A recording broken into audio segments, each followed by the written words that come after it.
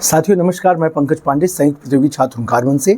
जैसा कि आप सभी को पता है कि लेखपाल और यूपीएसआई, लेखपाल में पेपर लीक को लेकर के, यूपीएसआई के स्कोर कार्ड को लेकर के लगातार ये आंदोलन जारी है। और इसी आंदोलन के क्रम में हम लोगों ने कल की दिनांक 29 जून को हम लोगों ने श्री अखिलेश यादव जी, पूर्व मुख्यमंत्री जी को भी एक प्रति इस पत्र का दिया गया, जिसके मामले में यह बताया गया, यह बोला गया कि भाई इस मामले में आपका भी समर्थन मिले। फिलहाल में उन्होंने पिछले 2 दिनों में जब प्रयागराज में रुके, उन्होंने पेपर लीक के मुद्दे पर लगातार चर्चा किया और खास करके पेपर लीक चर्चा ही नहीं किया। उन्होंने ये भी बोला कि आगामी समय में जो भी स्थिति होगी उसमें हम लोग लगातार इसमें आपका समर्थन देते हैं। साथ ही आने वाले समय में श्री राहुल गांधी जी का भी समर्थन हो रहा है। पेपर लीक को लेकर के देश भर में एक आंदोलन चल रहा है, लेकिन क्या श्री योगी आदित्यनाथ जी तक ये बात नहीं पहुंच रही है? क्या श्री योगी आदित्यनाथ जी तक इसे देख नहीं पा रहे हैं, या ये जो सरकारी कर्मचारी या अधिकारी हैं ये आप तक पहुंचने नहीं दे रहे हैं? आखिर क्या कारण है कि इतने दिनों के बावजूद भी पिछले 24 मई के बाद से लगातार चल रहे आंदोलन को इन तक आवाज़ तो जा रही है, पहुंच भी रहा है, लेकिन संज्ञान में नहीं लिया जा रहा है?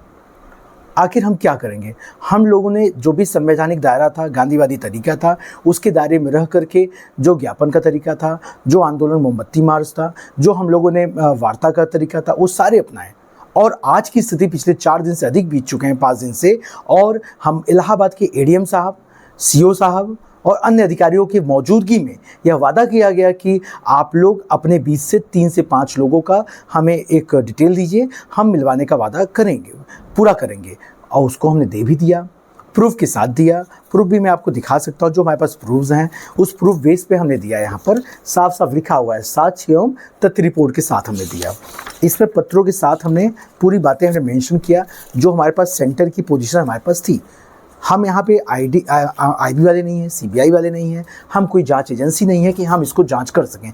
लेकिन लगे हुए आरोप की जांच करने का काम सरकार के किसी न किसी एजेंसी का तो है ही। सरकार अगर स्वतः संज्ञान में लेकर यह काम करे तो क्यों हम लोगों को करना पड़े? आखिर क्या उपाय है? अब हम क्या करें?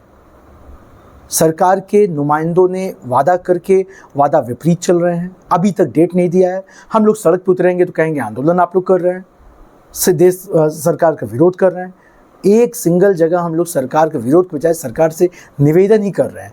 विपक्ष के नेता जो आए थे उनसे भी हमने यही वार्ता कहा, हमने यही बात रखी कि आप इस बात पे समर्थन करें, आवाज़ उठाएं। आप भी विधानसभा में, लोकसभा में, राज्यसभा में, विधान परिषद में आपके नुमाइंदे लोग हैं उपलब्ध। वहाँ पे आपके द्वारा, वहाँ पे जिनको भी आपने टिकट दिया वो चुने गए हैं, जनता द्वारा चुने गए हैं, आपके द्वारा चुने गए हैं।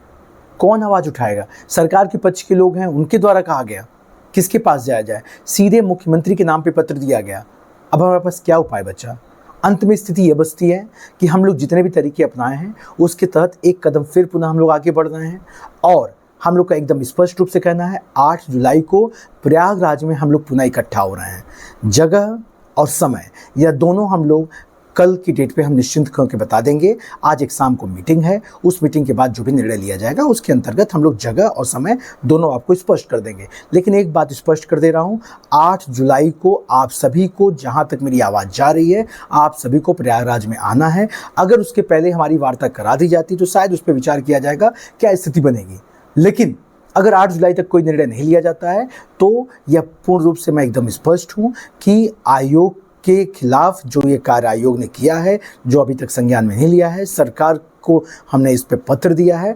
हम लोग एक बड़े आंदोलन के स्वरूप में हम लोग फिर से इकट्ठा हो रहे हैं 8 जुलाई को। अब उसे आंदोलन कहिए, संवाद कहिए, पंचायत कहिए, कुछ भी कहिए, लेकिन हम लोग कलेक्टिवली पुनः एक बार गांधीवादी तरीके से संवैधानिक दायरे में शहर में, प्रयागराज में हम इकट्ठा हो रहे हैं। जिसका मूल मांग हम लोगों का है लेखपाल जांच को लेकर के, अगर जांच सही पाया जाता है तो उसको री एग्ज़ाम को लेकर के, साथ में यूपीएसआई के स्कोर कार्ड के, हाल ही में आपके होमगार्ड का भी रिजल्ट आया है, आने वाले समय में पुलिस का भी रिजल्ट आएगा, जिसमें भी 1 दिन से अधिक कोई परीक्षा हो रही है उसमें नॉर्मलाइजेशन हो रहा है। नॉर्मलाइजेशन के मार्क्स को लेकर बड़ा एक आपस में लोग असमंजस में है कि उनका किसी का अधिक मार्क्स है तो बाहर है, किसी का कम मार्क्स है वो अंदर हो गया है। तो इन सारी परिस्थितियों को लेकर पारदर्शिता का सवाल जो यूपीएसआई में और होमगार्ड में, आने वाले समय में पुलिस में होगी, उन स्थितियों को भी स्पष्ट करने के लिए हम लोग स्कोर कार्ड की मांग लगातार जारी रखें। अब रही बात कि अगर इन परिस्थितियों में हमको कोई भी सफल प्रयोग का, ये सफल प्रयास का या नहीं कुछ हमको मिलता है, अगर इस सफलता नहीं मिल पाती है तो हम लोग करेंगे क्या? तो हम लोग का विकल्प होगा कि हमारा एक रास्ता कोर्ट का भी रास्ता होगा। कारण इसका ये है कि हम लोग जिस रास्ते पर चल रहे हैं वो हम रास्ता छोड़ नहीं रहे हैं, लेकिन हमारी मजबूरी होगी कि आखिरी उपाय के तौर पे हम कोर्ट के रास्ते को अपना सकते हैं। तो इसके लिए हम सबको एक सामूहिक तौर पे एक प्रयास करना पड़ेगा। सामूहिक मीटिंग है हमारी आज शाम को, उस मीटिंग से जो निर्णय लिया जाएगा उसमें आपके सहयोग की अपेक्षा रहेगी। अब वो सहयोग आर्थिक, मानसिक और खुद उपस्थित होकर के उस पर टीम वर्क में जो भी उपस्थिति चाहिए वो ज़रूरत पड़ेगी। तो हम आप लोगों से एक निवेदन कर रहे हैं कि 8 जुलाई को प्रयागराज में आप सभी को आना है और सभी खास करके केवल हम लोग लेखपाल तक नहीं बात रखे हैं, उन सभी यूपीएसआई से जुड़े हुए और होमगार्ड से जुड़े हुए या किसी परीक्षा से जुड़े, आने वाले वक्त में इतनी इम्पॉर्टेंट परीक्षाएं होनी हैं, उन इम्पॉर्टेंट परीक्षाओं में अगर यही स्थिति बनी रही तो आप लोग किधर होंगे आपको पता है, हम किधर हैं हमें पता है। तो आप सभी को एक सूचना के तौर पे अभी दे रहा हूँ कि हम लोग ये आंदोलन खत्म नहीं हुआ है। जो लोग नहीं आ रहे हैं, जो लोग शांत हो गए हैं, जो लोग बैठे हैं, मैं उनसे निवेदन कर रहा हूँ, शिक्षकों से निवेदन कर रहा हूँ, छात्रों से निवेदन कर रहा हूँ, अगर आप लोग सामने सीधे नहीं आ पा रहे हैं, कम से कम बैक पर हम लोग का सपोर्ट करिए, कम से कम हम लोग को मटेरियल जो है उस पर उपलब्ध कराइए, जो आपके पास साक्ष्य है उसको उपलब्ध कराइए। अगर आप लोग किसी भी तरीके से सपोर्ट नहीं करेंगे तो ये मुद्दा कब तक? कोचिंग भी तभी जिंदा रहेगी जब छात्र हैं, और छात्र हैं तभी कोचिंग जिंदा है।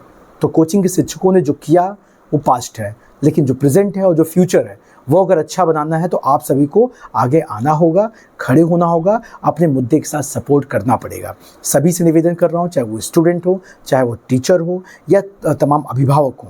ऐसा नहीं कि केवल ये छात्र और टीचर तक ये सीमित है, यह पूरी सीमा जो बाहर जाती है वो अभिभावकों के बीच में भी जाती है, आप सभी अधिवक्ता गणों के बीच में जाएगी, आप सभी लोगों के बीच में, आम जनमानस के बीच में जाएगी। तो सभी से निवेदन है कि इस आंदोलन को सपोर्ट करें। ये आंदोलन खत्म नहीं हुआ है। लेखपाल को लेकर आज शाम 8:30 बजे एक जूम पे मीटिंग है।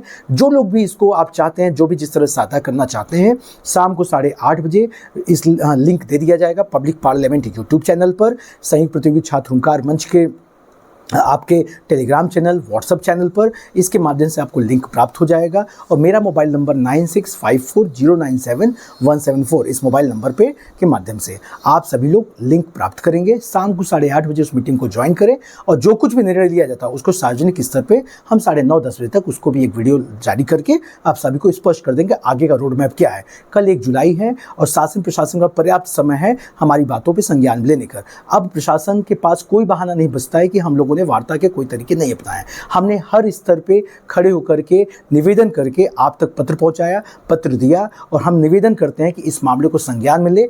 अतः इन्हीं प्रशासन की वजह से कहीं न कहीं निंदा का पार्ट सरकार बनता है, और सरकार अगर इसको संज्ञान में नहीं लेती है तो अंततः नुकसान सरकार का है। हम छात्रों का जो नुकसान होना है वो हो रहा है और होगा, लेकिन हम सरकार से निवेदन करते हैं कि अभी भी वक्त है, इसको संज्ञान मिले। तो शाम को 8:30 बजे की जो मीटिंग, जूम मीटिंग है, उस मीटिंग के बाद जो निर्णय लिया जाएगा, रात 10 बजे पुनः एक वीडियो के माध्यम से आप सभी के सामने हम अपनी बातों को स्पष्ट करेंगे। धन्यवाद, नमस्कार।